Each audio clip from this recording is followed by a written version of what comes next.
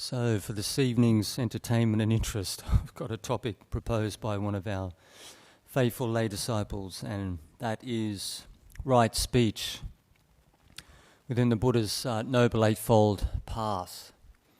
And as many of you are aware, this one's quite a tricky one to work with, because essentially you've got to be very, very sharp and on the ball to watch over and regulate your speech on a regular basis. But it's good to have the background knowledge to the way how we work with this particular parameter, because it's a very flexible, it's a very like a wide field, and you can work with this particular aspect of Dharma in many different ways. And naturally, many of you are familiar with Ajahn Brahm's style of, say, teaching and counselling and engaging with people. And he has a very light-hearted and humorous perspective on life and on Dhamma and on the experience of being a human being. And naturally, that comes from the sense of genuine sense of like joy and happiness, deeper down in the mind, coming from very, very good and consistent meditation. But with all of us, essentially, in order to have very, very good speech habits across the range, you've got to be quite skillful, and you need your wisdom faculty needs to be developed at least to a small degree in order to catch your mind fast enough. And even with myself, even over the last 5 years, I've developed a propensity for just for teasing people in a friendly manner.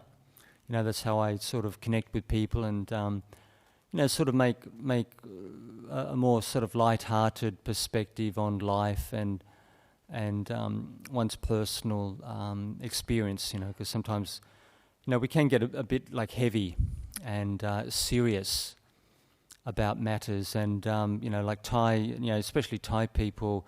They do this on a regular basis, and especially the monks. They do tend to sort of tease each other in conversation in a very, very light-hearted, friendly, affectionate manner. There's no like malice intended. There's no putting down, and it's something that you feel. When somebody is teaching is like teasing you in good spirits.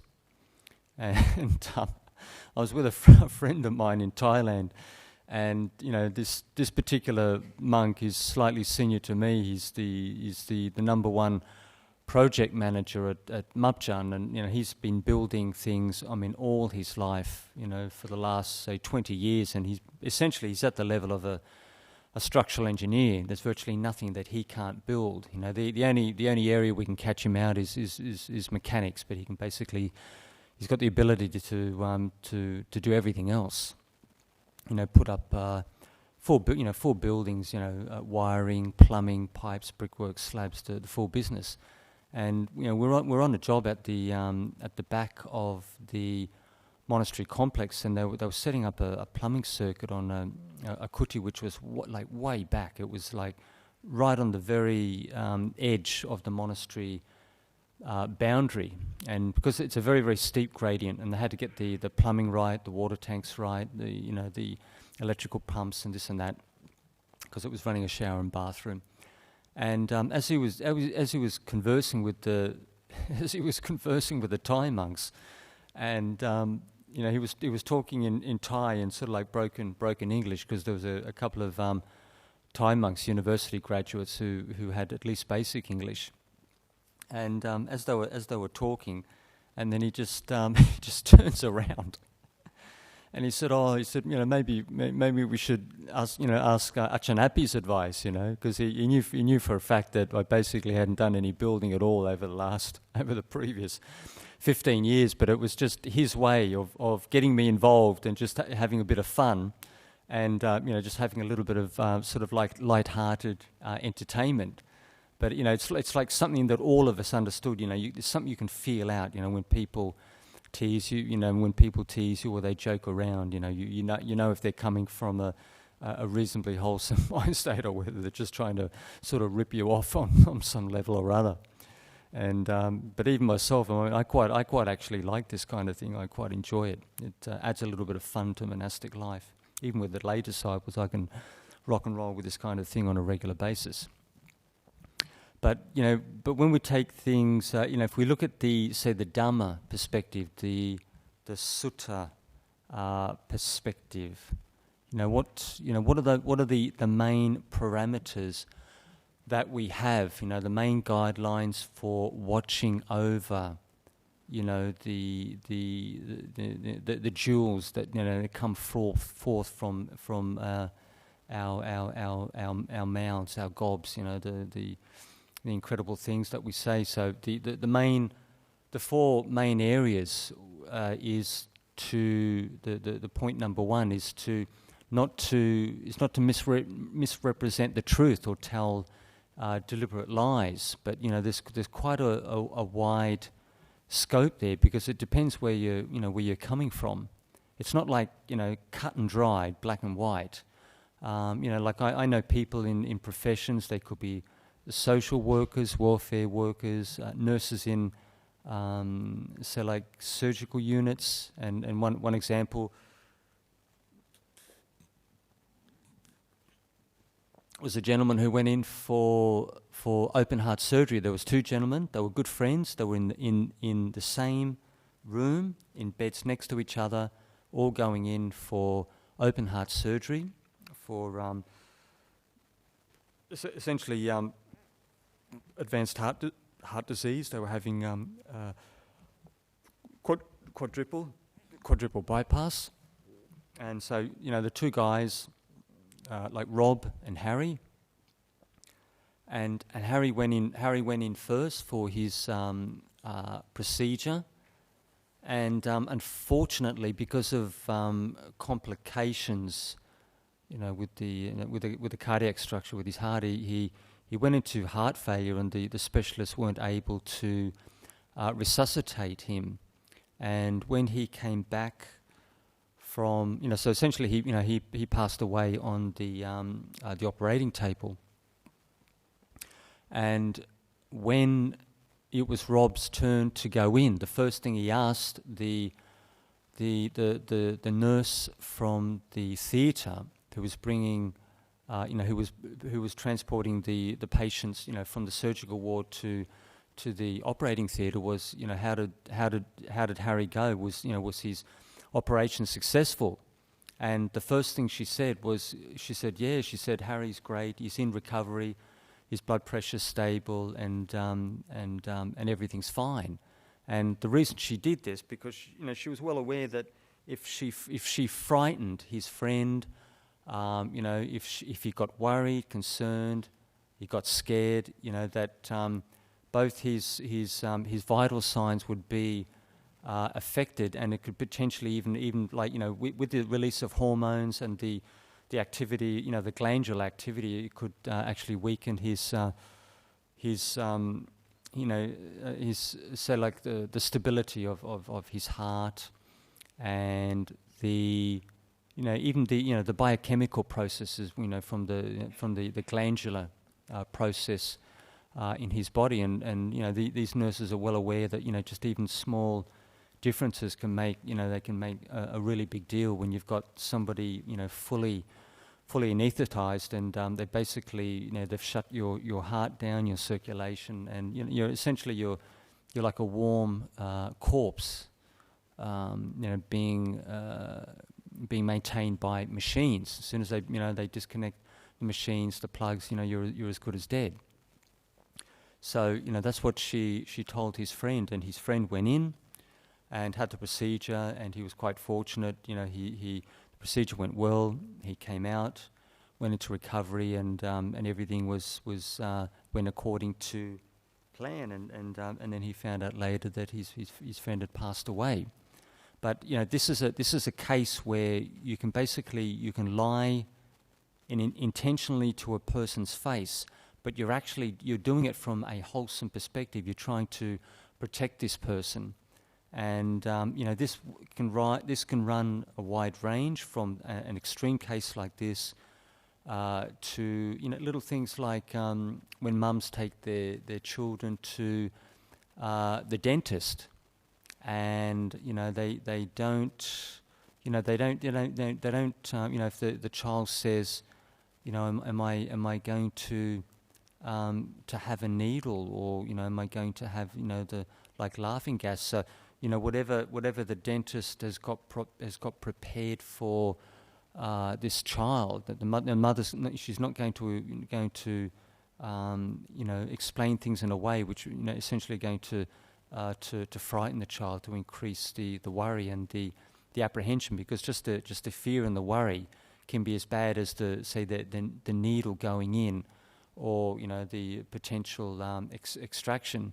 And quite a number of you have had extraction under, say, like laughing gas, and it's completely painless. The person is just right.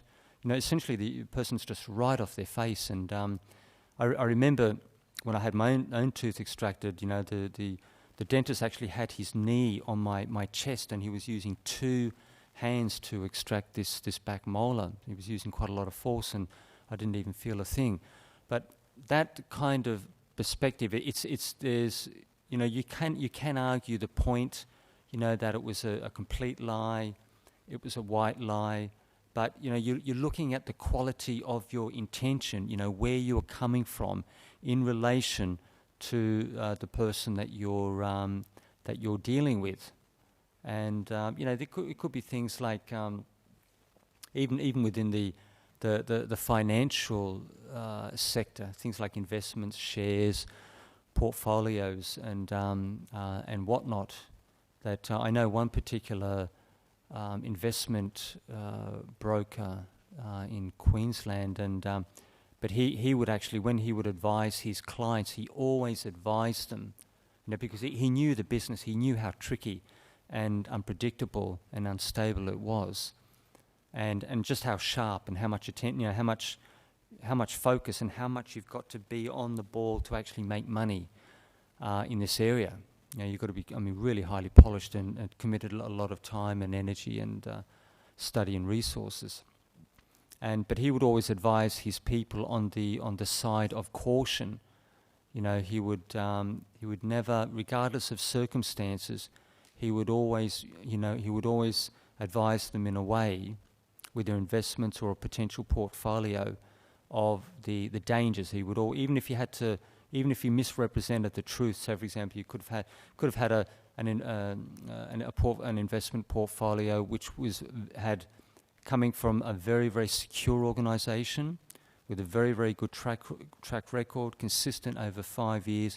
He would still instill a sense of caution and being careful, mindful, because these things aren't consistent. Anyone who gets involved in this business will tell you, you've got to be incredibly careful, and you can't say, take your eyes off the ball, so to speak. But mainly doing that through a sense of say, care and responsibility and understanding. And so, there are different scenarios and there are levels, but within the Buddha's framework, the quality of intention is paramount. This is like a crucial principle in regard to whatever you're actually saying, even to oneself or to other people, because you can have circumstances where you can actually lie to yourself. This one's quite easy to do. And people can talk themselves, even Dhamma, long-term Dhamma practitioners can talk themselves into almost anything. if they feel strongly about a particular issue.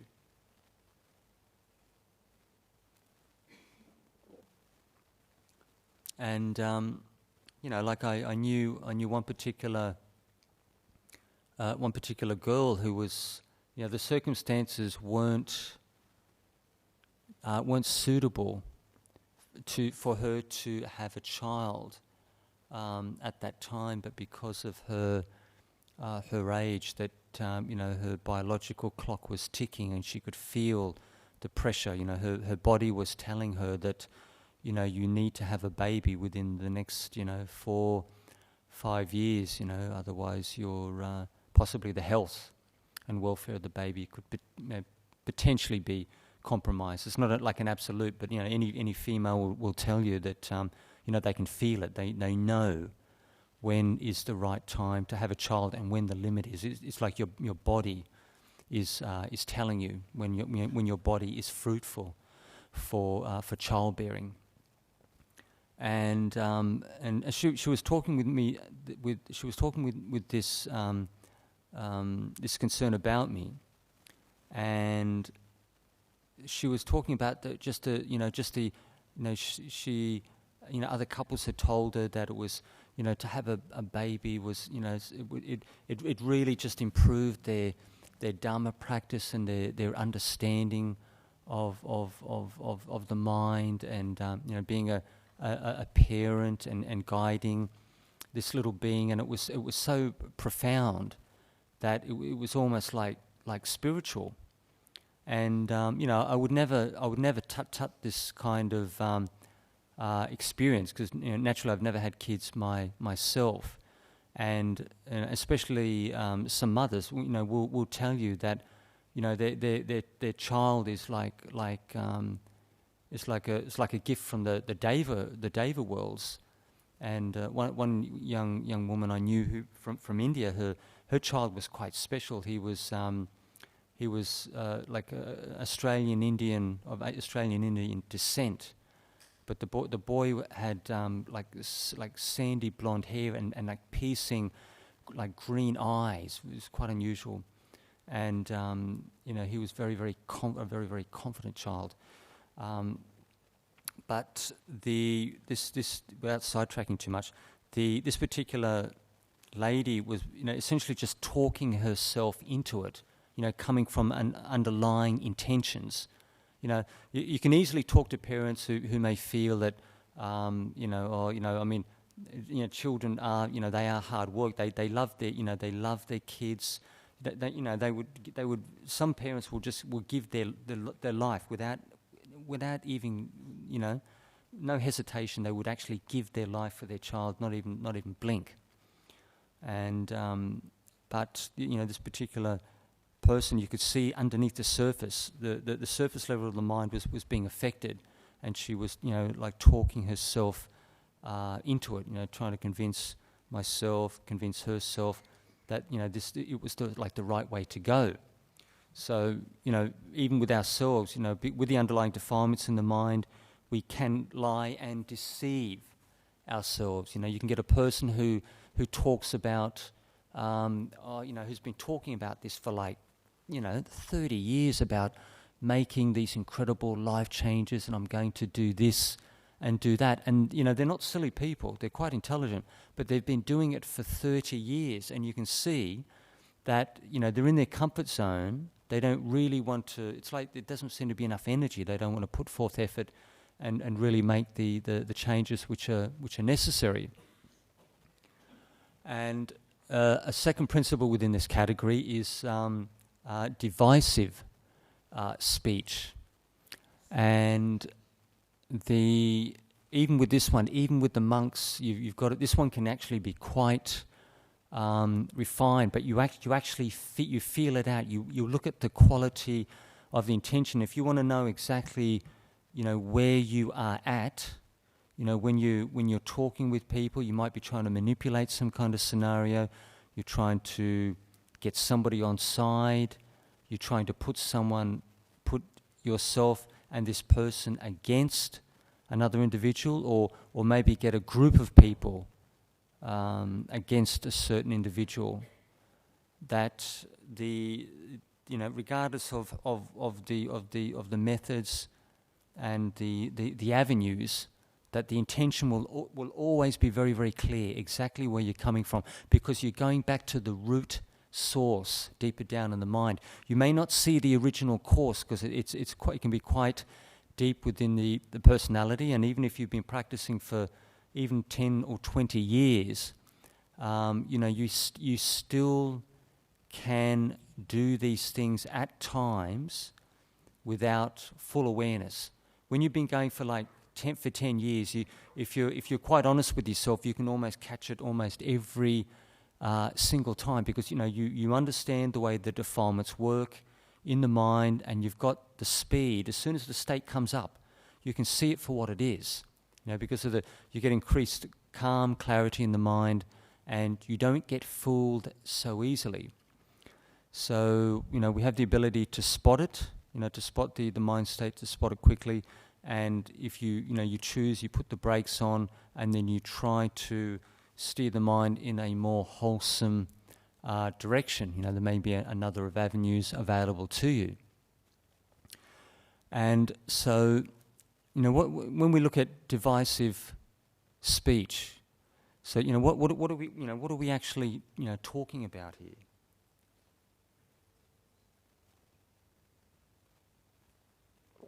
So it can run the range, from say things like soft, things which are more like the soft option, where you can do this even when you even when you tease people, and but most people who are reasonably sensitive can usually pick it up if they know your character well enough. It's like that. If you tease a person with malice, you might be, maybe you're aiming to sort of rip them off, maybe put them down in a little way. Maybe you're trying to expose a weakness or something of this sort. Trying to compromise the person's character in an unwholesome manner. That would be very very clear to yourself if you're sharp enough. And so people have can do these very kind of without sounding a little bit rough. People can do these very very subtle bitchy things with each other, and even the monks, if they've got something in for someone, or they just can't get along with a particular individual, this kind of mind state will come up. But the way I see things, if you've got a scenario with someone, if you don't get along with someone at all, one of the best ways to deal with this particular individual is just don't communicate with them at all unless it's absolutely necessary. As soon as you engage them, if you know for a fact that trouble's going to come up, or there's going to be some contention or arguments, or there's going to be some very, very, it's going to start getting evil. You just don't engage them. You don't even speak to them. So no opportunity will arise for this, any kind of nasty, ugly, say bitchy, revengeful kind of say attacks on the person's character, or say like responses to scenarios. So. So essentially, what are we aiming at? If I'm aiming at, or if anyone's aiming at, say like divisive speech, what actually am I aiming at? And I want to put that person down. I want to demean them. I want to hurt them. I want to make them small. I want to make them, insignificant. They're not important. You want to reduce the value and the worth of or that person, or you may want to hurt them on some level. There might be a little payback in progress. So let's see now.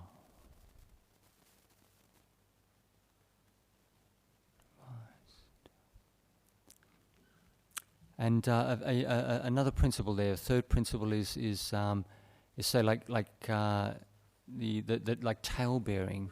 When you're so work, when you're relating with other people or within a group of individuals, do we gossip and we tell tales and little tidbits and little gossipy things about different people, and because I don't have internet access very often. I don't even get involved in email, and it's absolutely necessary. There's just the amount of time it takes up, and traipsing over to Jhana Groves, is not my idea of a good time.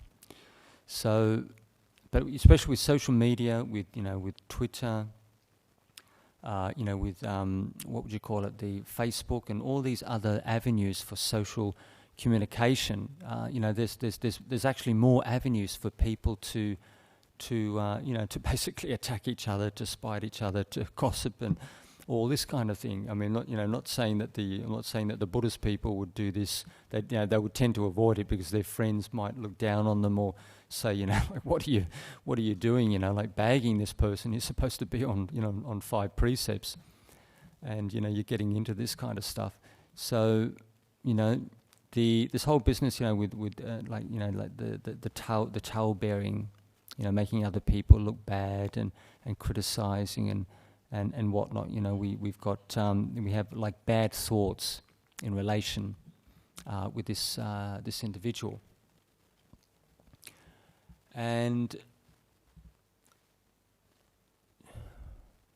so we look at the fourth point will come to me eventually, but when we look at these 4 main categories, what are we trying to do here? So we have the 4 main areas of guarding one's speech, and so essentially we're trying to refrain from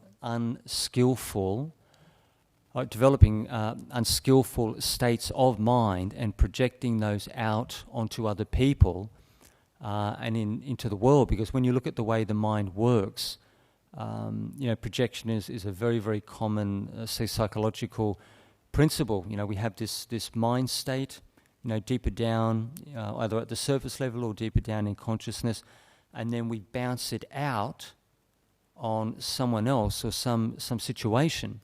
And this is where this principle of blame, praise and blame, one pair of the 4 worldly dhammas comes into play, because blame is a very, very flexible word. It can cover many, many different things. But you're holding something outside of you responsible for the internal state, for the way that you feel. So I'm projecting out and I'm blaming my stuff on someone else or on circumstances. It's the easiest thing in the world. If I have some personal issues, I can be incredibly, very, very sharp and very bright, and but I can do this kind of thing on a regular basis, and I'm very, very skillful at it. So if people, if you annoy me, if you upset me, if you say something I don't like, basically I will pin something on you. I'll either attack your weaknesses, I'll ridicule you, I'll make you look foolish, this, that, and the other. There's all sorts of little tricks, coming from the underlying defilements in the mind. There's I wouldn't say 1,000. That's an exaggeration, but there's dozens of different ways that you can project your stuff out into the world. Because when you do that, you're not taking responsibility for yourself. You're not actually seeing with insight, honestly, what's actually going on in your mind. And for some people, you may see the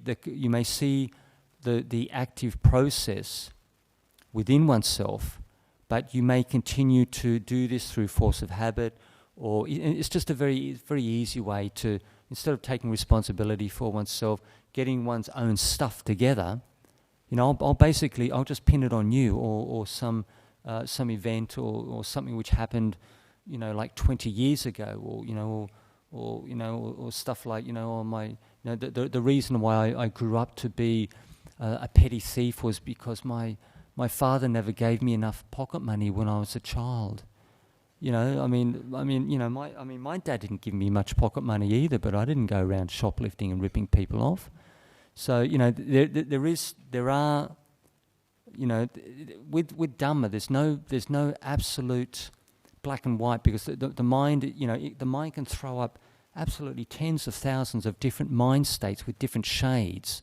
So it's very difficult to really pin down, absolutely etched in stone, something has to be a certain way in relation with Dharma principles. That you can have a wide spectrum of experience within, say, like a certain principle. You can explore, you can take one point, and if you're very, very knowledgeable, articulate, you can express yourself very, very clearly in many, many different ways. And so people get a really good feel for what you're talking about, like a shared understanding. And so what we're aiming at is, developing one's wisdom faculty. So, as we talk, as we converse, as we communicate with others, that we look at the sense of the feeling tone. When you look at the quality of one's intention, it's the feeling tone which will make your position very, very clearly known to you, because mental states can be quite refined. Underlying defilements can be very, very refined, and essentially, like the monks, they're like experts in defilements, because they go through probably more defilements than the lay disciples do on a day-to-day basis. Which comes from the, because we're expected to do at least several hours of meditation a day. If you have that particular disposition, and because it depends very much on the personal character. But the feeling tone will make your intention very, very distinct from other mind states and intentions which are actually rising in consciousness. And when you look at the feeling tone, you'll see very, very clearly what you are actually up to. When you see the thought process arise, the feeling tone will tell you, if you're sharp enough and you're sensitive enough, will show you very, very accurately where you're actually coming from and what you're aiming at. And then if you catch it early, and then you say to yourself, that particular mind state, is it largely wholesome or unwholesome? It is possible to have a mix of say 2 or 3 intentions in a particular state of mind. I could be approaching a certain individual, and I could be interested in helping and supporting their practice, which is my primary motive.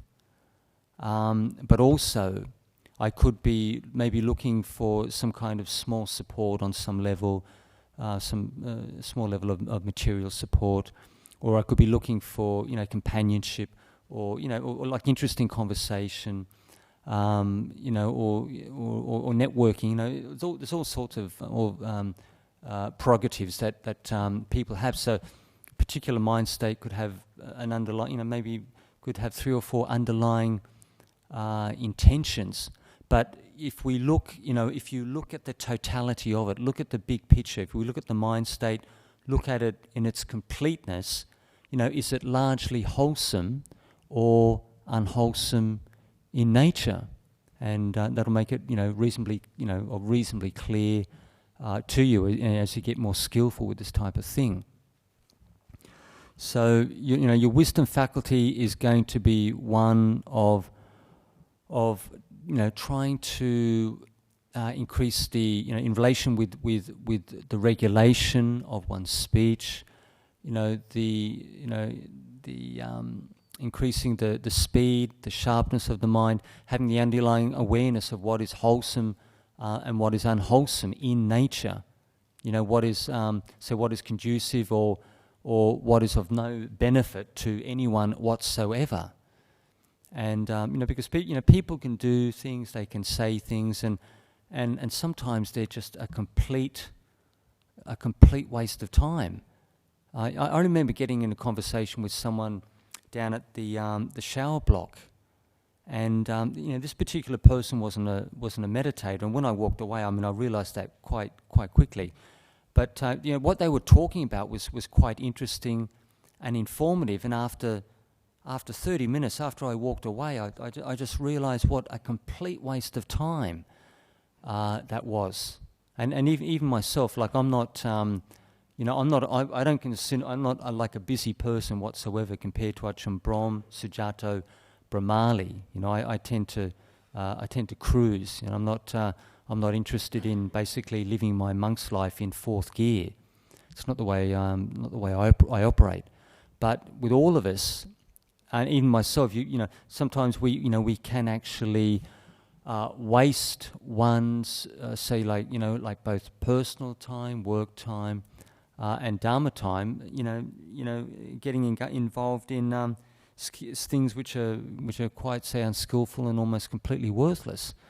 So when you look at many underlying principles of dharma, and especially speech, one's wisdom faculty needs to really be brought to the forefront, to watch over, to screen one's speech, and then to feel what's appropriate for time and place, because you may behave, you're going to, what's expected may be quite different according to time and circumstances and the people that you associate with, and many of us, we adjust our personal behaviour in relation with the people that we relate to. So, but even with the monastics, where you're expected to take one's speech to a more refined level, because you're supposed to be like actively working on one's defilements and actually say like rubbing away and eroding the defilements in the mind, which are essentially the seeds for rebirth in samsara. Because with all of us, every time we follow, say, like an unwholesome intention, it's like we're watering the seed which lies a little bit deeper down in the mind, and that habit, that habitual tendency, which comes from our past karma. It's like a karmic pattern that we've engaged in, in many previous occasions, and not only in the current life and past lives. That's going to be nourished, and that's going to grow and be strengthened in this intensity.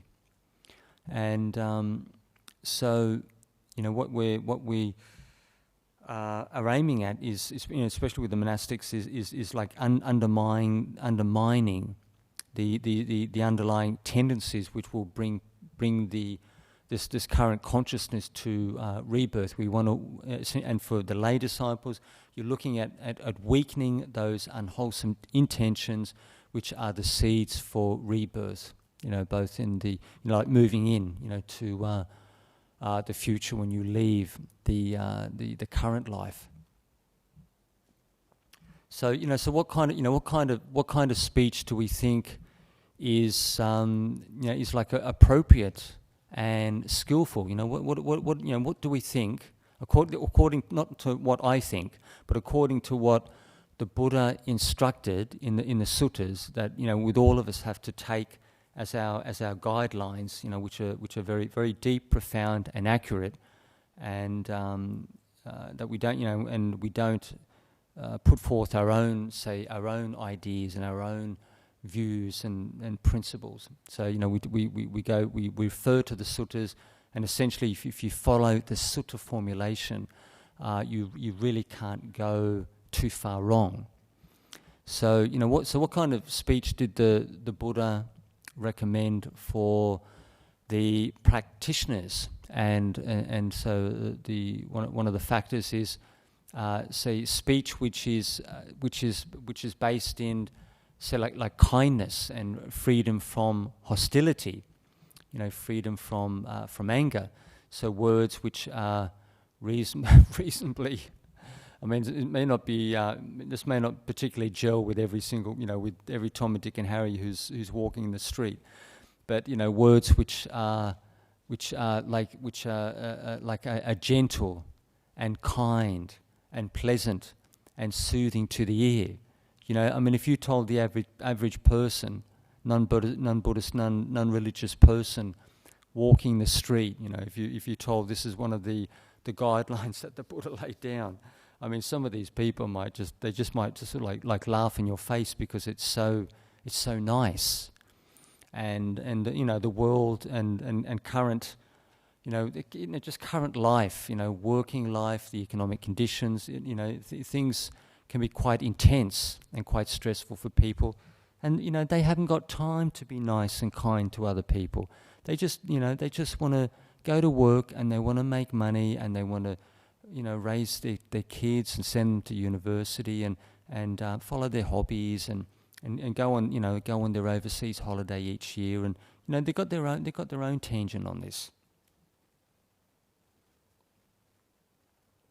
So you don't have to be like Mother Teresa or Gandhi, but you speak in a way which essentially doesn't harm another person, especially on the emotional level, because that's where they're going to feel it. So we don't actually speak in a way which incites, say, like an adversive reaction from that individual. And every single one of us can feel it. All meditators are well aware of this one, that when you talk with a person, that you don't deliberately say things which incite them and push their buttons. It's just a common sense principle that you if you want to have good relations with other people, you just don't say things or treat them in a manner which really ticks them off or potentially riles them.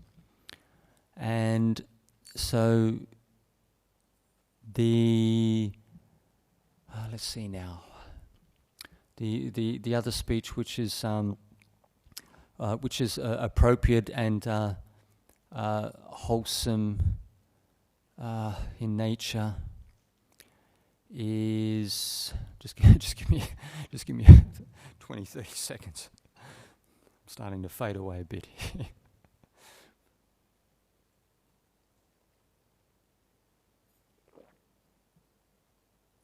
Speech which is not blameworthy. So I speak in a manner where my wise companions in the holy life will not find fault or reproach me. So when I'm chit-chatting with the monks, if I talk in a way which is absolutely ridiculous, or I had one of the senior monks essentially call me frivolous and a maker of nonsense, because I was teasing another one of the monks, probably for the, I don't know, maybe the 100th time or so, but just in a friendly, jokey manner, just more like in a sense of like friendliness, just having a little bit of fun together. And I was accused of being just like talking nonsense and being frivolous. And I just when they said that, I just laughed. I thought it was just so funny. It was probably the best thing I heard all day. And but it's the way, it's the kind of personal take you have on it. That particular individual was being dead, quite serious with a touch of humour, but they were being straight down the line, being quite proper.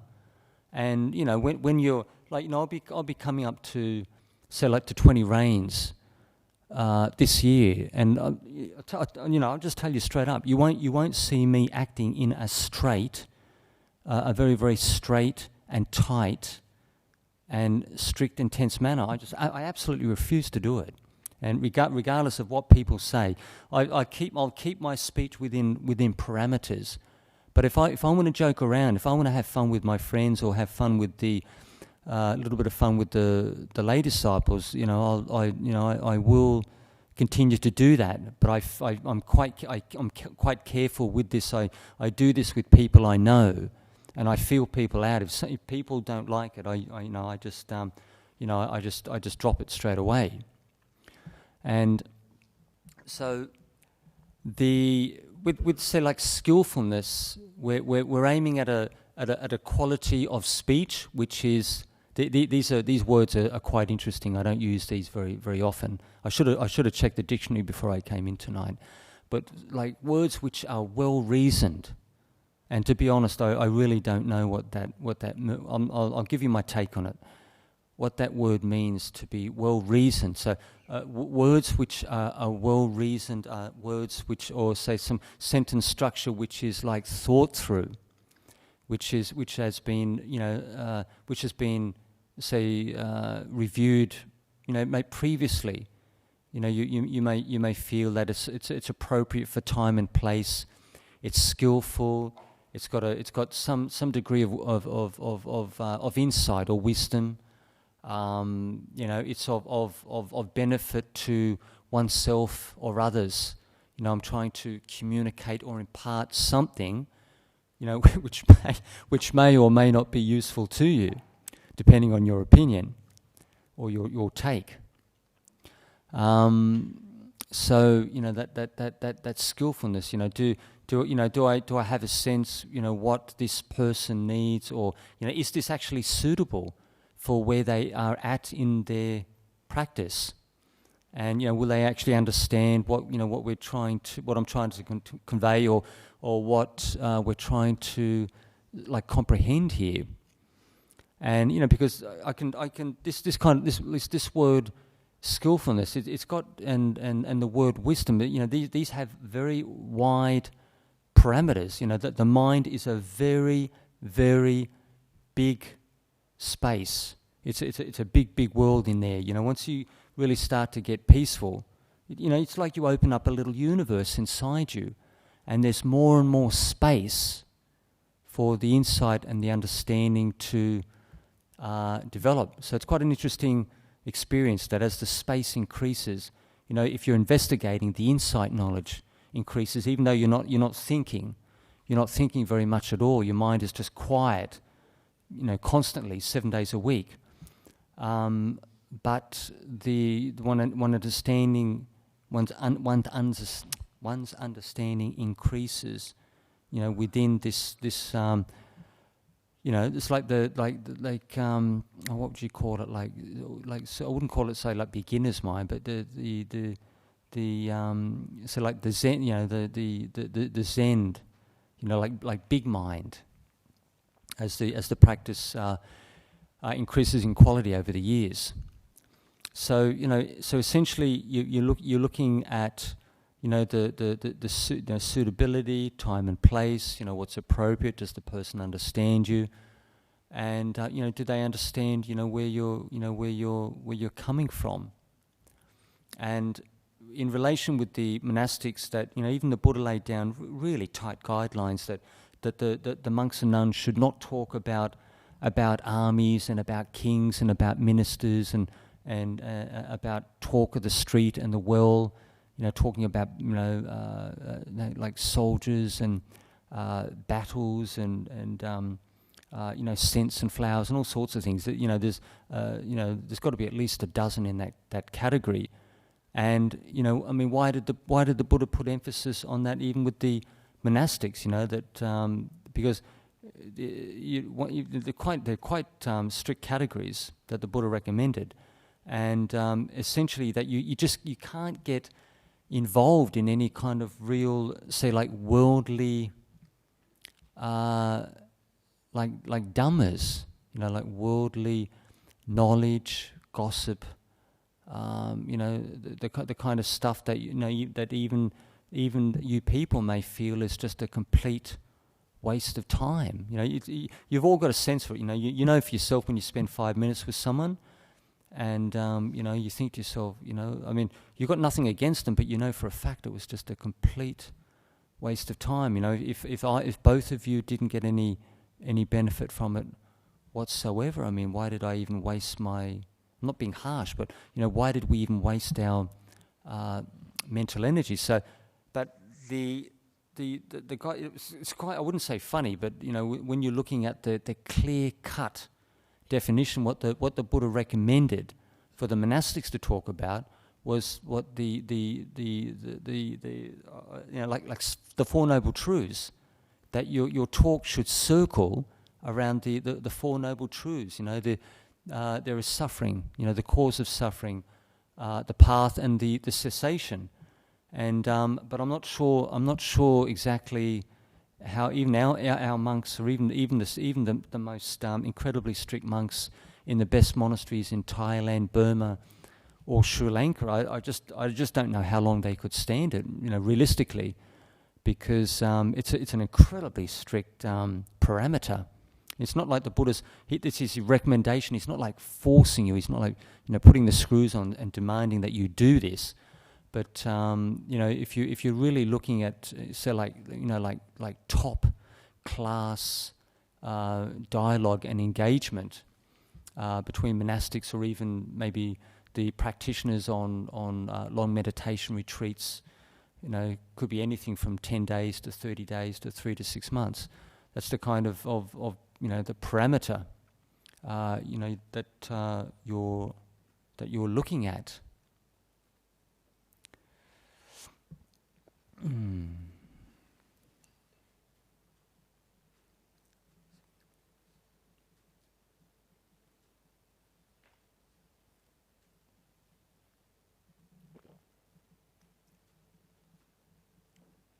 So when we look at the totality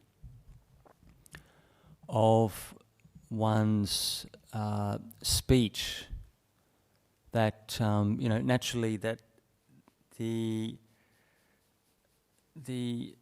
qualities that one develops are going to take quite because essentially you're working against long set ingrained habits in the mind, which go quite deep into your personal karma, into past lives. And so in order to correct these unwholesome tendencies, one has to put forth, say, like wise effort in this particular area. And just gradually one wears down these underlying tendencies of mind, and one wears them down and replaces them with, say, like good habits, good speech habits, which one try to strengthen and maintain over the months and the years.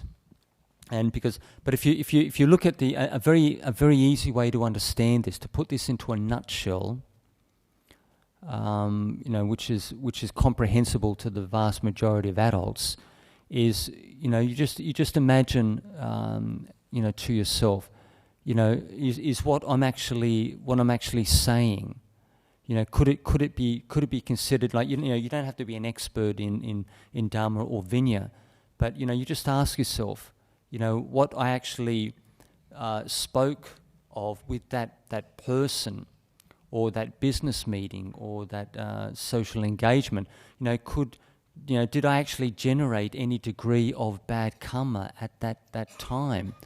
And that would give you like a sense. People need to know like a minimum level of say background information. But if you feel within yourself, the intentions, where you were coming from, did I actually create some bad karma in that particular scenario? And that will give you a sense for whether one is actually moving in a wholesome or unwholesome direction. So I'll bring the talk to a close, and I will open the floor for any challenging statements, views, or opinions. I am open to all and sundry. Thank you. Yep, we got some questions on the roll. I'll just put my reading glasses on.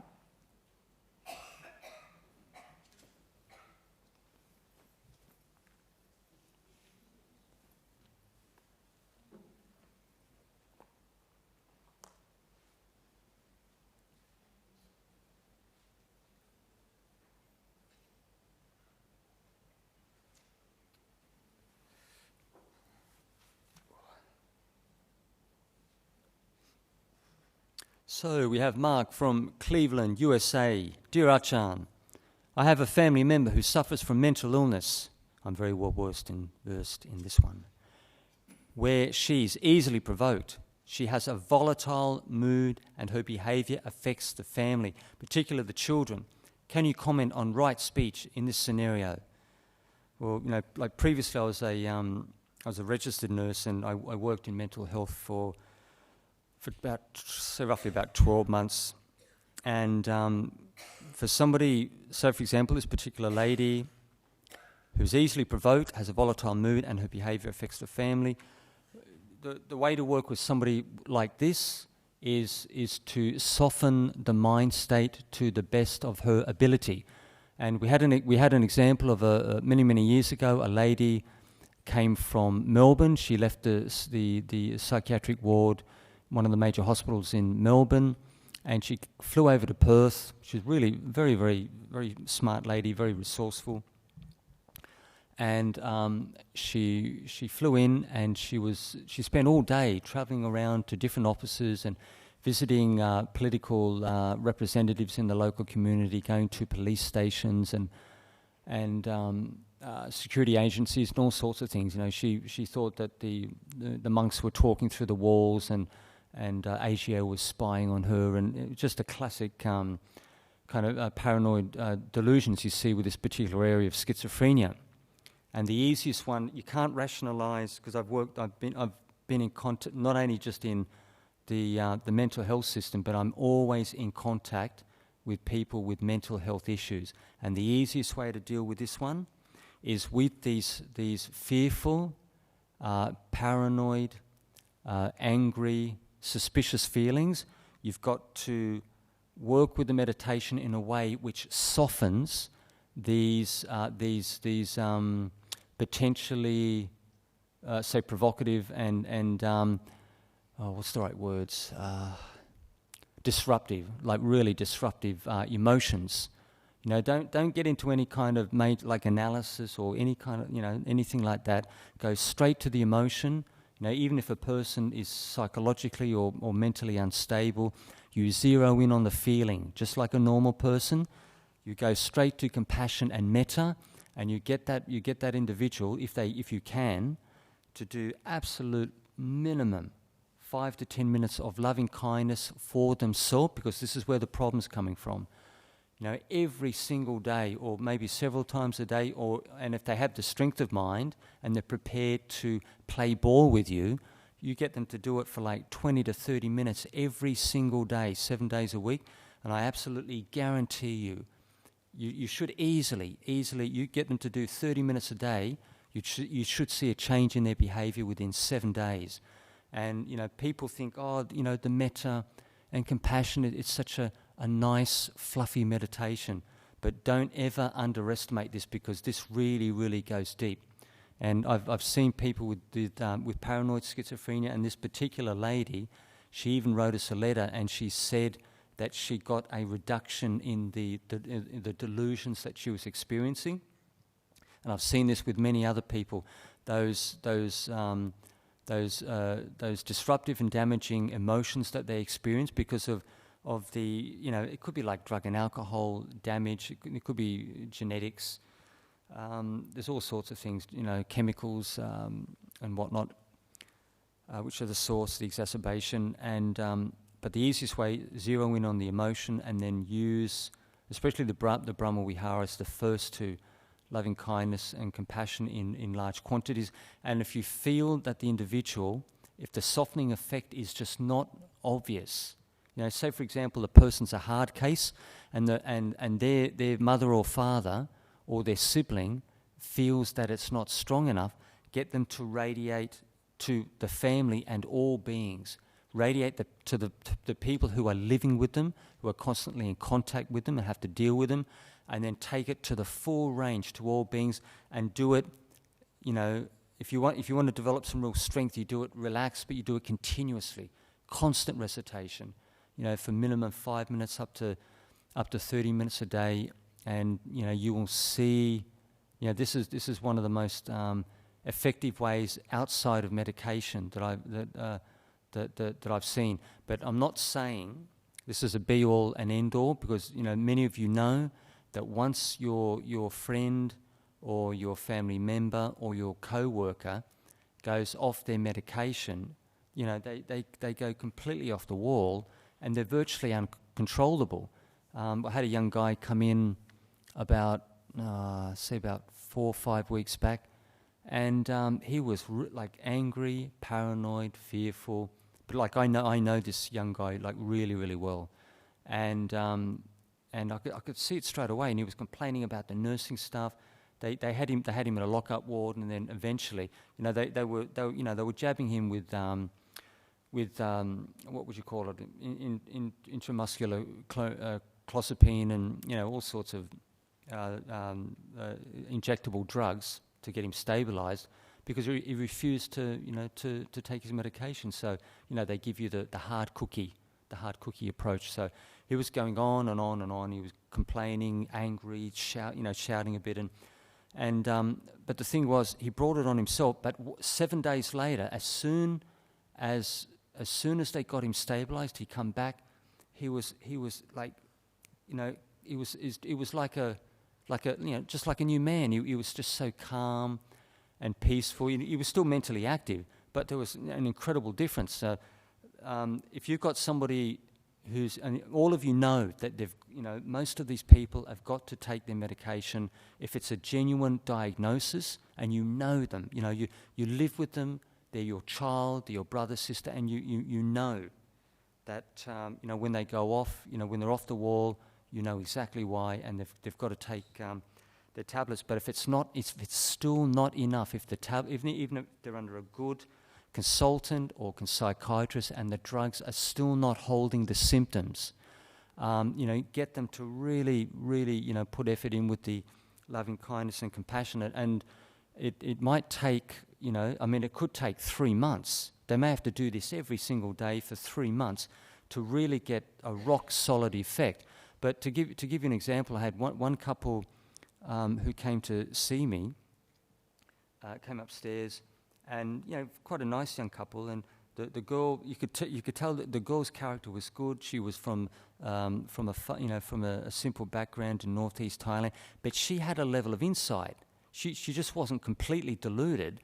She was smart enough to realize that she had to correct this disorder, and so there were the delusions that you see with paranoid schizophrenia, but also the bipolar as well. So she was right off her face, and she hadn't slept for like 3 days. She was pacing the house, ranting and raving. Thought that spirits were out to get her, out to kill her, and her poor husband, was finding this was quite difficult to deal with. But you could see that she had enough insight to come to the monastery and try to get some meditation advice, some Dhamma advice, and correct this thing, because it was driving her crazy. And but she couldn't sleep. So you just imagine being tormented by spirits constantly, day and night, and you just can't get a rest whatsoever from this phenomena. And so it all starts with the loving kindness and without getting too expansive with this, loving kindness is may I be happy, successful and confident in life. May I love and respect myself. May I be joyful and wise. May I develop in wholesome qualities. And then compassion is based in may I be free from feelings of fear, paranoia, suspicion. May I be free from negativity and states of affliction. May I be free from worry, concern, and feel comfortable with my family members. Each individual knows exactly what words are necessary to balance the state of difficulty. And so that's exactly what you do. And loving kindness, compassion, and then you just feel it out. But also that the person needs to develop some insight as well. They may fall for the thought processes quite readily. They may believe the voices, they may believe the hallucinations, and because the stuff is right in their face. As far as they're concerned, it's reality. You can't rationalize or convince them otherwise that it's not real, because for them it's as real as the sky. It's as real as the sky is blue. So, but they need to also try to develop an understanding of their thought processes. Try to catch it early. Don't wait till you get snowballed, till you get taken over. As soon as it comes up, catch it. Try to understand it. Understand that this is a they can even do things like label. That this is a paranoid feeling, or I'm feeling fearful. Keep track of it. Keep your mindfulness on it, and know exactly where you stand.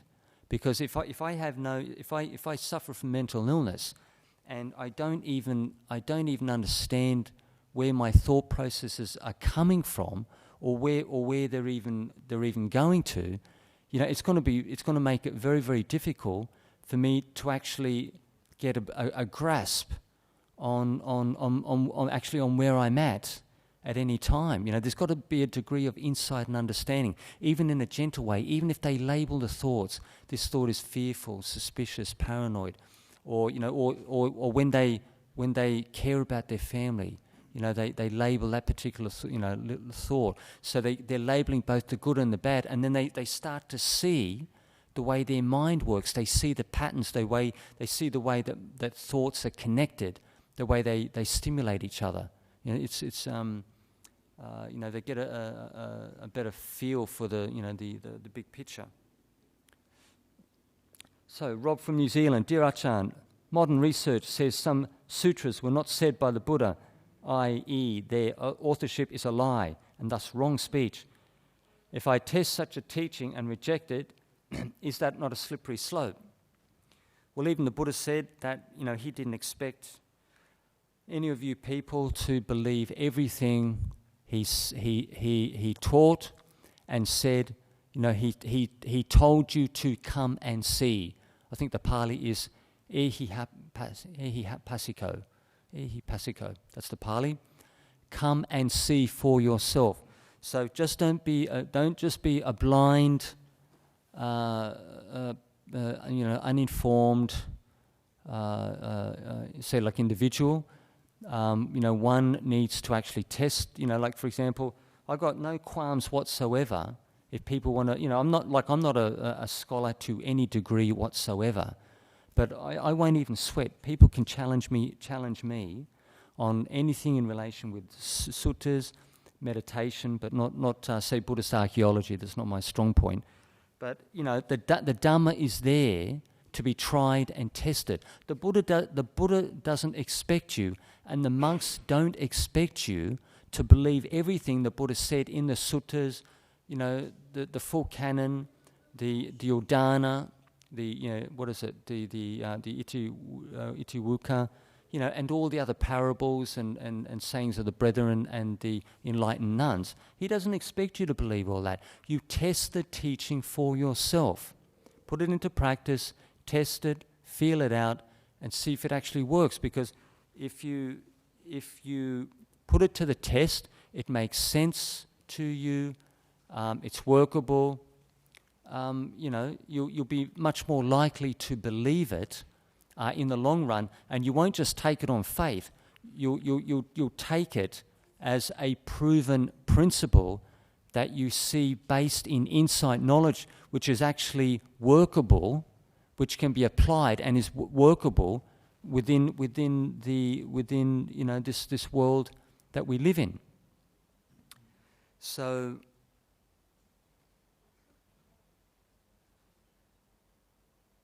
the same principle cuts the ice. It's quite okay for you to reject any of the teachings that the Buddha taught, but you've got to be fair in the sense where you put it to the test and then make your own assessment over time. Your insight, maybe in the beginning, maybe the first 12 months, you may not be prepared to believe certain things. The monks might say things which are you may feel are completely outrageous, but maybe after 5 years or 10 years, because of your own personal insight practice, you are prepared to believe it and take it on board, because people are at different levels of development. So you have to prove and test things for yourself.